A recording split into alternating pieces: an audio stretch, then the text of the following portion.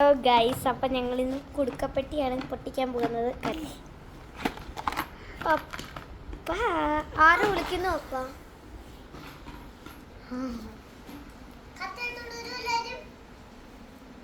guys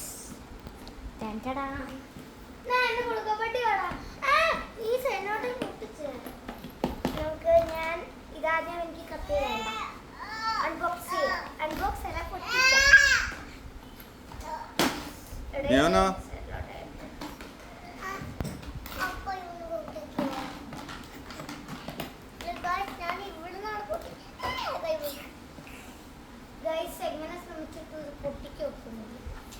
എന്തെടുത്തോണ്ടോ നമ്മളാ